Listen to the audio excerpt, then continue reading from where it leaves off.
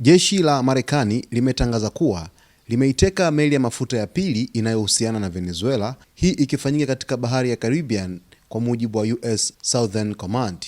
Meli hiyo inayojulikana kama M/T Sophia ilitekwa katika operesheni iliyofanyika asubuhi.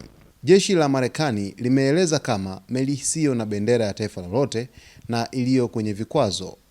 Kwa mujibu wa taarifa ya jeshi, meli hiyo ilibainika ikifanya shughuli haramu katika bahari ya Caribbean wakati ilipotekwa.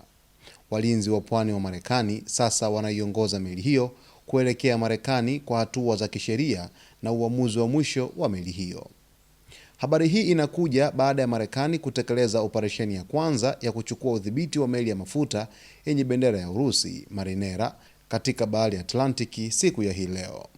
Operesheni hizo zote zinaonekana kuwa sehemu ya juhudi za Marekani kutetea vikwazo vya kimataifa dhidi ya shughuli za mafuta zinazohusiana na Venezuela na kudhibiti usafirishaji haramu wa mafuta unaohusiana na nchi hiyo.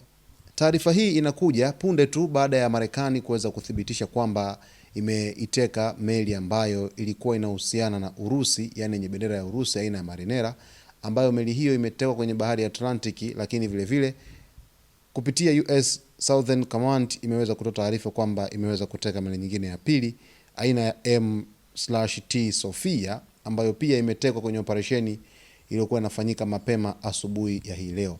Marekani bado inazidi kufuatilia kwa ukaribu kabisa kuhusiana na vikwazo ambavyo vilikuwa vimewekwa dhidi ya biashara ya mafuta ya taifa la Venezuela, ambapo baada tu ya kuweza kufanikiwa kumng'oa madarakani rais wa Venezuela Nicolas Maduro, Donald Trump ameshinikiza zaidi kwamba vikwazo ambavyo viliwekwa dhidi ya biashara ya mafuta kwa taifa la Venezuela viweze kutimizwa. Kwa hiyo kama kuna uharamu wowote wa usafirishaji wa mafuta kutoka Venezuela kupitia njia za panya, basi kupitia US Southern Command wanazidi kufanya operesheni za kutosha ili kuweza kubaini njia hizo nyemelezi ambazo zimekuwa zikienda kinyume kabisa na vikwazo ambavyo Marekani iliweza kuviweka dhidi ya taifa la Venezuela. Sasa basi mtazamaji, kufuatiwa ukamataji huu wa meli ambao unazidi kukithiri katika bahari ya Caribbean na bahari ya Atlantiki, tutakuletea kila kitu ambacho kinajiri huko mtazamaji wetu. Cha msingi tu ni kuweza kuwa karibu na sisi, kusubscribe channel yetu, kulike,